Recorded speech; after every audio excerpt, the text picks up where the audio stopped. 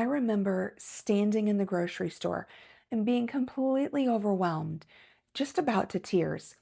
Honestly, I had to actually leave the store. I was so overwhelmed. I couldn't figure out what was safe for my child to eat anymore. What kind of parent was I? That's what it felt like. I want to share some things with you I wish somebody had told me in those very first overwhelming days. Not every detail, just the real life things that I've learned over 10 plus years of walking this celiac disease journey. Now, I do want to let you know that I am not a dietitian. I am not a doctor. I am just another parent like you, but I've had 10 years experience, like I've said before, and I want to share with you the things that have worked for us.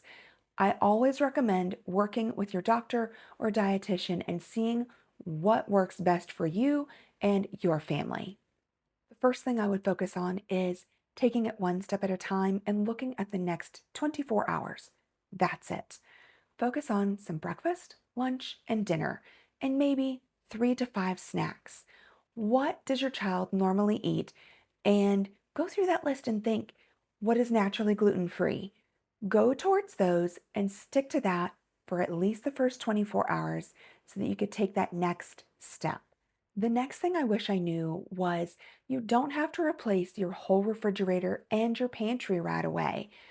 Go into your kitchen or your pantry, look around for a little bit and see what you already have that is gluten free and know that you're doing a good job.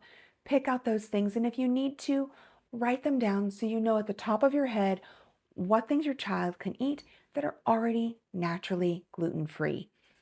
Just a pro tip, if you think you can go to the grocery store and get all of those fun gluten-free items, remember, some of those can get very pricey, and you may not want to grab all of those right off the bat because some taste really good and some don't. And because the first few days can feel so much, I made a simple tool to help you. It is a celiac starter guide for parents. It will take you week by week, walk you through the grocery items list that has the gluten-free items as well as what to focus on each week to help you take that next step. So be sure to check the description and download your free copy today. Something I really had to be careful of in the beginning was decision fatigue and anxiety because back in 2008, when my daughter was initially diagnosed with celiac disease, there was no taking your cell phone to the store and scanning things with an app to see what was gluten free. Back then, I had to go home and use Google and look on the internet. Now, make sure that when you are looking online for different answers, that you are looking at trusted websites. I've put a few down in the description, but if you're not sure, check with your dietitian and your doctor. They will point you to some really good resources. The reason that I care so much is because I remember how it felt getting that diagnosis. I was so excited to finally have an answer as to why my daughter was having bloody stools and not feeling well all the time. What was going on? I was so grateful that we had gone to a GI specialist and he had ordered the right tests, and we found out immediately. It felt like such a big relief. But then I was scared. What next? I was overwhelmed. What step? What do we do? How do I keep my kids safe? Life just didn't stop at the diagnosis. I already had two other kiddos, one that was 2 years older and another one that was a year and a half younger. So we were a busy family. I had one that was 10, the one that had celiac disease who was 8, and then I had one that was around 5.5 years old. All of them were active in school, and we were actually moving out of state.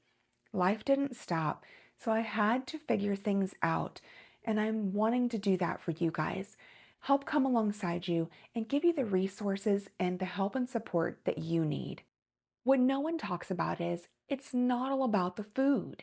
Yes, it has a lot to do with food, celiac disease, but it's also about where you can eat out, the relationships with family and friends, and that food, what you guys used to partake in, the grieving the loss of what things used to look like at holidays and how they look now, birthday parties.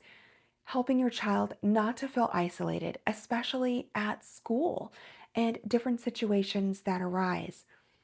I would love to know, where are you at in your celiac journey?